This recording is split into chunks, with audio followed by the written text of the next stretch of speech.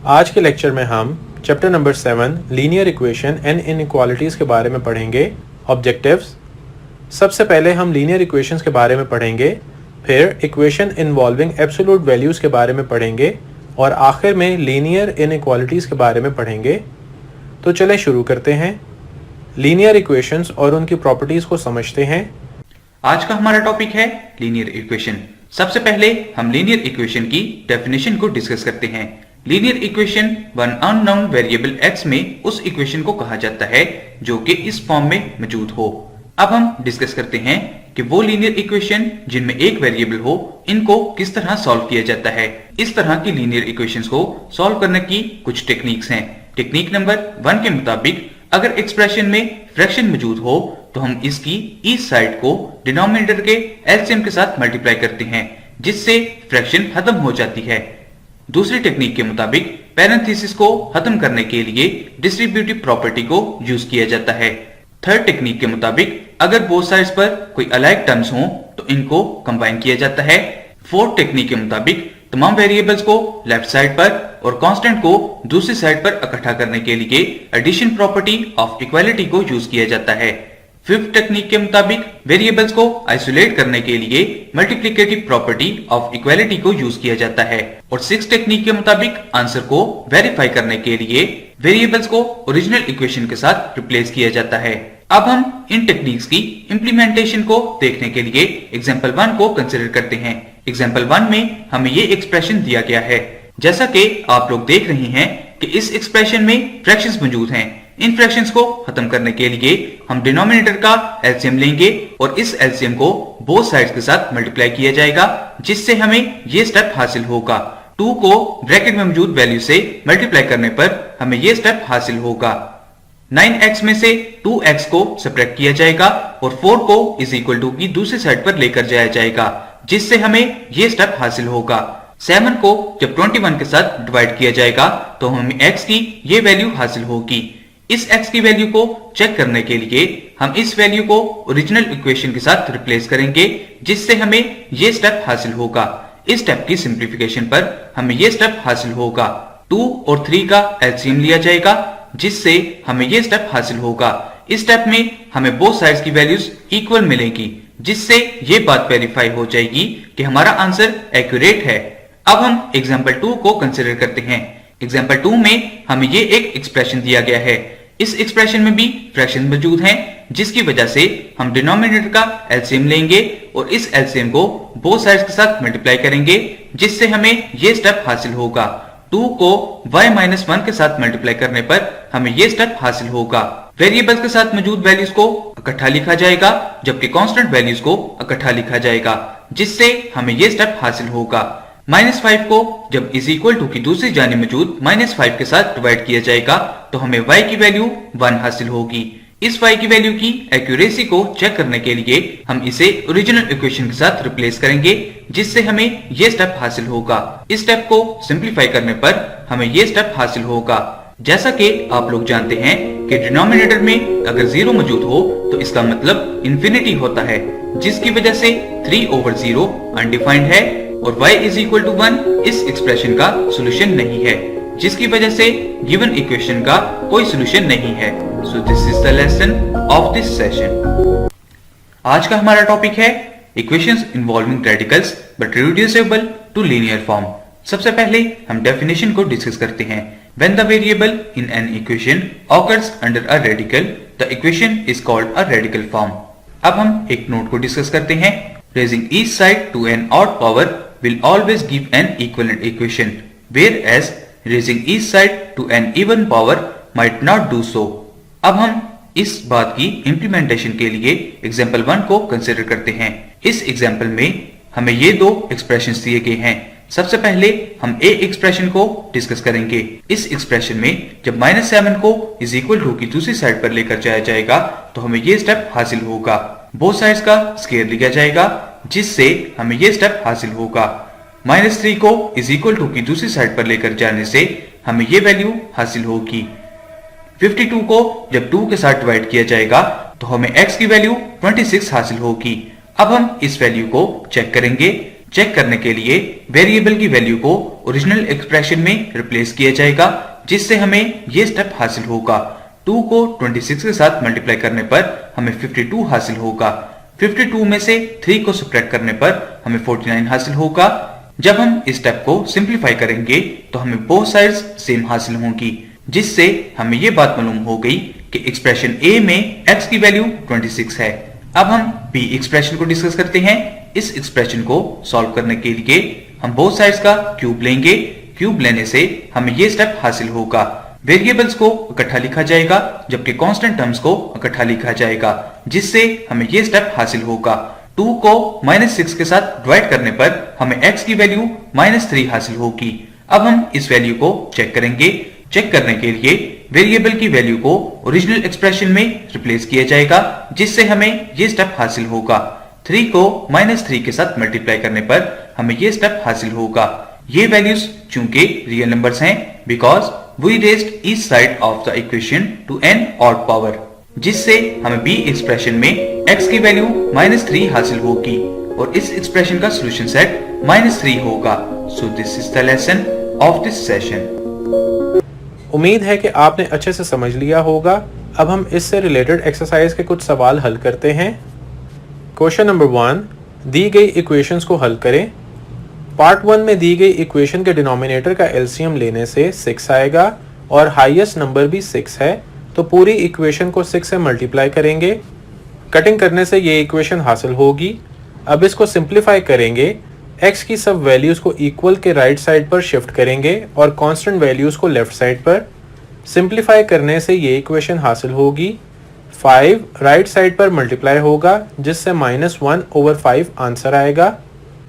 Part 3 को हल करते हैं। डिनोमिनेटर की सब वैल्यूज का एलसीएम लेने से 12 आएगा। अब पूरी इक्वेशन को 12 से मल्टीप्लाई करते हैं। कटिंग के बाद ये इक्वेशन हासिल होगी। इसको सिंप्लीफाई करते हैं। x की वैल्यूज राइट साइड पे और कांस्टेंट वैल्यूज लेफ्ट साइड पे शिफ्ट करेंगे और सिंप्लीफाई करेंगे, जिससे ये इक्वेशन हासिल होगी। 18 राइट साइड पर डिवाइड होगा, जिससे x की वैल्यू 5/18 आ जाएगी। पार्ट 10 हल करते हैं। 3x + 6 से 3a कॉमन लेंगे। अब डिनोमिनेटर में कॉमन है और कांस्टेंट टर्म्स का एलसीएम 6 है, तो हम पूरी इक्वेशन को 6 × bracket open x + 2 bracket close से मल्टीप्लाई करेंगे। सिंप्लीफाई करने से ये इक्वेशन हासिल होगी। कांस्टेंट वैल्यूज को सॉल्व करने से x की वैल्यू 5 हासिल होगी। क्वेश्चन नंबर 2, दी गई इक्वेशंस हल करें। पार्ट 2 में 2 राइट साइड पे चला जाएगा और माइनस का साइन प्लस में चेंज हो जाएगा। अब दोनों साइड पर क्यूब लेंगे। क्यूब रूट और क्यूब कट जाएगा, जबकि 2 का क्यूब 8 आ जाएगा। सिंप्लीफाई करने से x की वैल्यू 2 आ जाएगी। पार्ट 7 में दोनों तरफ स्क्वायर लेंगे। स्क्वायर रूट स्क्वायर से कैंसिल हो जाएगा और ये इक्वेशन हासिल होगी। 2t और 2t कैंसिल हो जाएंगे। 11 इज नॉट इक्वल टू 0, तो इसका सॉल्यूशन पॉसिबल नहीं है। इसी तरह आप बाकी सवाल हल करें। हम मिलते हैं इस ब्रेक के बाद। उम्मीद है आपने सब सवाल हल कर लिए होंगे। अब हम अपने अगले टॉपिक को समझते हैं, इक्वेशंस इन्वॉल्विंग एब्सोल्यूट वैल्यूज। आज का हमारा टॉपिक है इक्वेशन इन्वॉल्विंग एब्सोल्यूट वैल्यू। सबसे पहले हम एब्सोल्यूट वैल्यू की डेफिनेशन को डिस्कस करते हैं। अगर हम कहें कि हमारे पास एक रियल नंबर a है, तो इसकी एब्सोल्यूट वैल्यू को इस सिंबल के साथ नोट किया जाता है और हम इसे इस तरह डिफाइन करेंगे। Absolute value of a is equal to a if a is greater than or equal to 0 and minus a if a less than 0। अब हम एब्सोल्यूट वैल्यू की चंद प्रॉपर्टीज को डिस्कस करते हैं। अगर हम कहें कि a b belongs to R, so absolute value of a is greater than or equal to 0. Absolute value of minus a is equal to absolute value of a. Absolute value of ab is equal to absolute value of a multiply absolute value of b. Absolute value of a over b is equal to absolute value of a over absolute value of b, where b is not equal to 0. अब हम एक example consider करते हैं। Example में हमें ये expression दिया गया है। इस एक्सप्रेशन में जब हम बार्स को खत्म करेंगे तो हमें प्लस माइनस की एडिशन करनी होगी, जिसकी वजह से इस एक्सप्रेशन को एक दफा प्लस साइन के साथ लिखा जाएगा और एक दफा माइनस साइन के साथ लिखा जाएगा। इन एक्सप्रेशन को सिंप्लीफाई करने पर हमें ये स्टेप्स हासिल होंगे। और इन स्टेप से हमें x की वैल्यू ये हासिल होंगी। इन x की वैल्यूज में से सॉल्यूशन सेट को फाइंड करने के लिए हम इनको चेक करेंगे। चेक करने के लिए हमें इन x की वैल्यूज को ओरिजिनल एक्सप्रेशन में पुट करना होगा। पुट करने से हमें ये स्टेप्स हासिल होंगे। इन स्टेप्स को सिंप्लीफाई करने पर हमें ये स्टेप्स हासिल होंगे और इन स्टेप्स को सिंप्लीफाई करने पर हमें ये स्टेप्स हासिल होंगे। जैसा कि आप देख रही हैं कि variable x is equal to 2 में हमें बोथ साइड्स का सेम आंसर हासिल हो रहा है, जबकि variable x is equal to -2 में हमें बोथ साइड्स का सेम आंसर हासिल नहीं हो रहा, जिसकी वजह से x इज इक्वल टू 2 इस एक्सप्रेशन का सॉल्यूशन सेट होगा। सो this is the lesson of this session. अब आप इससे रिलेटेड एक्सरसाइज के कुछ क्वेश्चंस हल करते हैं। क्वेश्चन नंबर 1, दी गई स्टेटमेंट्स की निशानदेही करें। Number 1, absolute value of x is equals to 0 का सिर्फ एक ही सॉल्यूशन होता है। आंसर इज ट्रू, इसका सिर्फ एक ही सॉल्यूशन होता है। नंबर 2, सब एब्सोल्यूट वैल्यूज का सिर्फ एक ही सॉल्यूशन होता है। जवाब है फॉल्स, एक से ज्यादा सॉल्यूशंस भी होते हैं। नंबर 3, दी गई इक्वेशन में x की वैल्यू 2 और -2 होगी। Answer is true, absolute values लेने से 2 सॉल्यूशन हासिल होते हैं, यहाँ प्लस में और दूसरा माइनस में। नंबर 4, दी गई इक्वेशन का कोई सॉल्यूशन नहीं है। जवाब है यस, इसका कोई सॉल्यूशन नहीं है। नंबर 5, क्या दी गई इक्वेशन इन दो सॉल्यूशन के बराबर है। आंसर इज फॉल्स, क्योंकि सॉल्यूशन में 5 एक बार प्लस में आएगा और एक बार माइनस में। क्वेश्चन नंबर 2 पार्ट 2 हल करते हैं। सबसे पहले 4 को राइट साइड पे जाके 11 में प्लस करेंगे और 2 राइट साइड पे जाके 15 से मल्टीप्लाई होगा, जिससे ये इक्वेशन हासिल होगी। मोड को ओपन करने से 2 वैल्यूज आएंगी, एक प्लस में और दूसरी माइनस में। इनको मजीद सिंप्लीफाई करने से x की 2 सॉल्यूशंस हासिल होंगे। x is equals to 28/3 and -32/3। अब आप बाकी के सवाल हल करें। हम मिलते हैं इस ब्रेक के बाद। उम्मीद है कि आपने सब क्वेश्चंस हल कर लिए होंगे। हमारा नेक्स्ट टॉपिक है लीनियर इनइक्वालिटीज। चलिए अब इसको समझते हैं। आज का हमारा टॉपिक है लीनियर इनइक्वालिटीज। इस टॉपिक में हम प्रॉपर्टीज ऑफ इनइक्वालिटीज को डिस्कस करेंगे। सबसे पहली प्रॉपर्टी है लॉ ऑफ ट्राइकॉटमी। इस प्रॉपर्टी के मुताबिक दो रियल नंबर्स के दरमियान एक वक्त में एक रिलेशन होता है, या तो ए बी से बड़ा होगा, या ए बी आपस में बराबर होंगे, या ए बी से छोटा होगा। इस प्रॉपर्टी को मैथमेटिकली इस फॉर्म में लिखा जाता है, जिसके मुताबिक अगर ए बी हमारे पास दो रियल नंबर्स हों तो एक वक्त में एक स्टेटमेंट ट्रू होगी, या तो ए बी से छोटा होगा, या ए बी आपस में बराबर होंगे, या ए बी से बड़ा होगा। अब हम इस प्रॉपर्टी का स्पेशल केस डिस्कस करते हैं। अगर हम कहें कि b 0 के इक्वल है और a हमारे पास एक रियल नंबर है, तो a या तो 0 से छोटा होगा, या a 0 के बराबर होगा, या a 0 से बड़ा होगा। अब हम ट्रांजिटिव प्रॉपर्टी को डिस्कस करते हैं। इस प्रॉपर्टी के मुताबिक अगर हम कहें कि सारा मारिया से छोटी है और मारिया आमना से छोटी है, तो सारा आमना से भी छोटी होगी। इस प्रॉपर्टी को मैथमेटिकली इस फॉर्म में लिखा जाता है, जिसके फर्स्ट पार्ट के मुताबिक if a less than b and b less than c, so a less than c, और दूसरे पार्ट के मुताबिक if a greater than b and b greater than c, so a is greater than c। अब हम additive closure property को discuss करते हैं। अगर हम कहें कि हमारे पास दो रियल नंबर्स 9 और 4 हैं, तो 9 4 से बड़ा है और हम बोथ साइड्स पर सेम रियल नंबर को ऐड करें, तब भी 12 7 से बड़ा होगा। इस प्रॉपर्टी को मैथमेटिकली इस फॉर्म में लिखा जाता है, जिसके मुताबिक if a greater than b, so a plus c greater than b plus c। इसी तरह if a less than b, so a plus c less than b plus c। अब हम इस प्रॉपर्टी के दूसरे पार्ट को डिस्कस करते हैं, जिसके मुताबिक if a greater than 0 and b greater than 0, so a plus b greater than 0। इसी तरह if a less than 0 and b less than 0, so a plus b less than 0। अब हम मल्टीप्लिकेटिव प्रॉपर्टी को discuss करते हैं। इस property के 4 parts हैं। सबसे पहले पार्ट के मुताबिक if a greater than 0 and b greater than 0, so a b greater than 0। इसी तरह if a less than 0 and b less than 0, so a b less than 0। दूसरे पार्ट के मुताबिक if a greater than b and c greater than 0, so AC greater than BC। इसी तरह if A less than B and C greater than 0, so AC less than BC। अब हम third part को discuss करते हैं, जिसके मुताबिक if A greater than B and C less than 0, so AC less than BC। इसी तरह if A less than B and C less than 0, so AC greater than BC। अब हम इस प्रॉपर्टी के फोर्थ पार्ट को discuss करते हैं। इस पार्ट के मुताबिक if A greater than B and C greater than D, so AC greater than BD। So this is the lesson of this session। आज का हमारा टॉपिक है properties of inequalities of real numbers. ये हमें 5 properties दी गई हैं, जिसमें सबसे पहले हम ट्राइकोटोमी प्रॉपर्टी को डिस्कस करते हैं। इस प्रॉपर्टी के मुताबिक दो रियल नंबर्स के दरमियान एक वक्त में एक स्टेटमेंट ट्रू होती है, या तो A B से बड़ा होता है, या A B आपस में बराबर होते हैं, और या A B से छोटा होता है। इस प्रॉपर्टी को मैथमेटिकली इस फॉर्म में लिखा जाता है, ट्रांजिटिव प्रॉपर्टी। इस प्रॉपर्टी के मुताबिक अगर सारा मारिया से छोटी है और मारिया आमना से छोटी है, तो सारा आमना से भी छोटी होगी।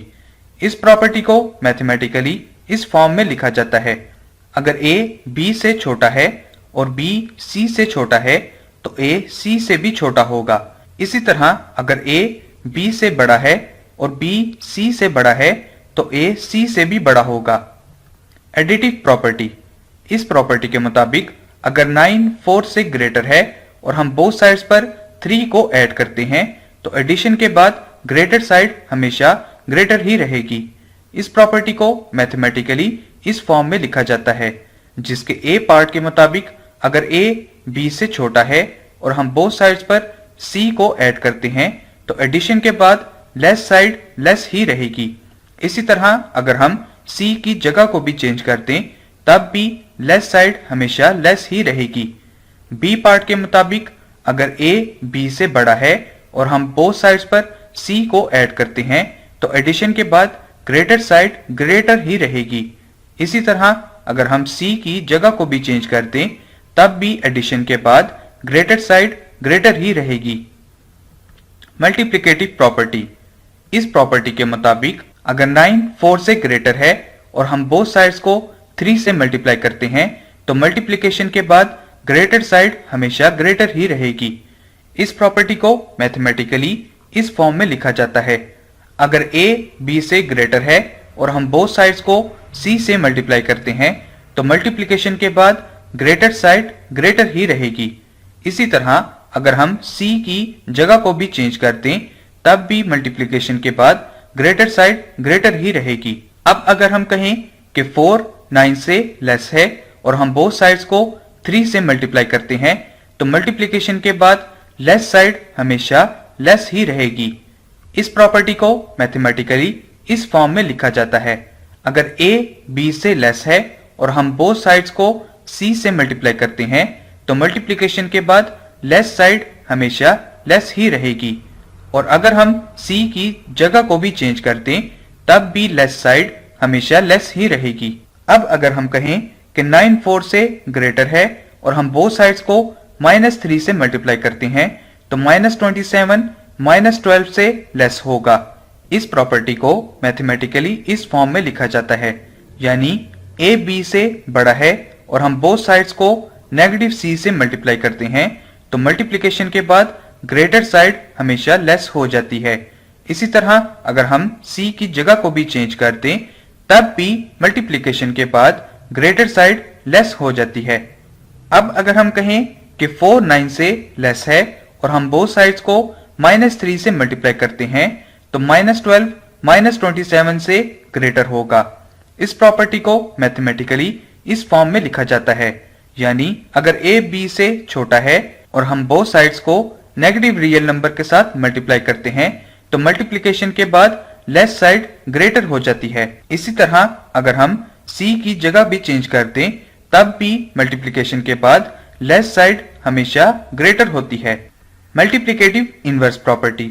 इस प्रॉपर्टी में हम कंसीडर करते हैं कि 4 9 से लेस है, तो इस प्रॉपर्टी के मुताबिक अगर A B से लेस है और हम दोनों रियल नंबर्स को ओवर में लिखते हैं तो लेफ्ट साइड ग्रेटर हो जाती है, यानी 1/a ग्रेटर होगा 1/b से। इसी तरह अगर हम कहें कि 9/4 से ग्रेटर है तो इस प्रॉपर्टी के मुताबिक जब हम a और b को ओवर में लिखेंगे तो ग्रेटर साइड लेस हो जाएगी। सो दिस इज द आज का हमारा टॉपिक है सॉल्विंग लीनियर इनइक्वालिटीज। इस टॉपिक को समझने के लिए हम 3 एग्जांपल्स को डिस्कस करेंगे। सबसे पहले हम एग्जांपल 1 को देखते हैं। एग्जांपल 1 में हमें ये एक्सप्रेशन दिया गया है। इस एक्सप्रेशन में -2x को जब दूसरी साइड पर लेकर जाया जाएगा तो हमें ये स्टेप हासिल होगा। इस स्टेप को सिंप्लीफाई करने पर हमें ये स्टेप हासिल होगा। 9 को 19 में से सब्ट्रैक्ट करने पर हमें ये स्टेप हासिल होगा।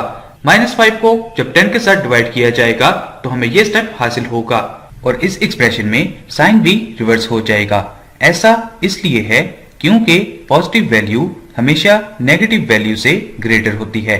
ये स्टेप इस एक्सप्रेशन का सॉल्यूशन सेट होगा और इसे इस फॉर्म में लिखा जाएगा। अब हम एग्जांपल 2 को कंसीडर करते हैं। एग्जांपल 2 में हमें ये एक्सप्रेशन दिया गया है। इस एक्सप्रेशन में फ्रैक्शंस को खत्म करने के लिए हमें बोथ साइड्स को 6 के साथ मल्टीप्लाई करना होगा। इस स्टेप को सिंप्लीफाई करने पर हमें ये स्टेप हासिल होगा। जब हम इस स्टेप को सिंप्लीफाई करेंगे तो हमें ये स्टेप हासिल होगा। वेरिएबल्स को इकट्ठा लिखा जाएगा और इनको सिंप्लीफाई करने पर हमें ये स्टेप हासिल होगा। -3 को जब 6 के साथ डिवाइड किया जाएगा तो हमें ये वैल्यू हासिल होगी। ये वैल्यू इस एग्जाम्पल का सॉल्यूशन सेट होगा और इसे इस फॉर्म में लिखा जाएगा। अब हम एग्जाम्पल 3 को डिस्कस करते हैं। एग्जाम्पल 3 में हमें ये एक्सप्रेशन दिया गया है।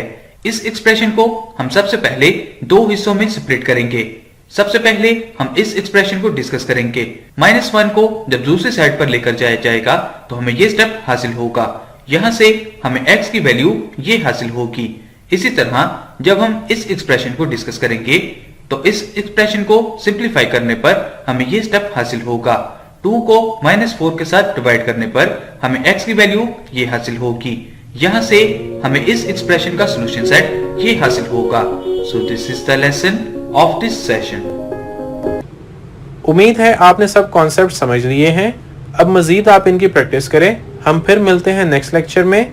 तब तक के लिए अल्लाह हाफिज।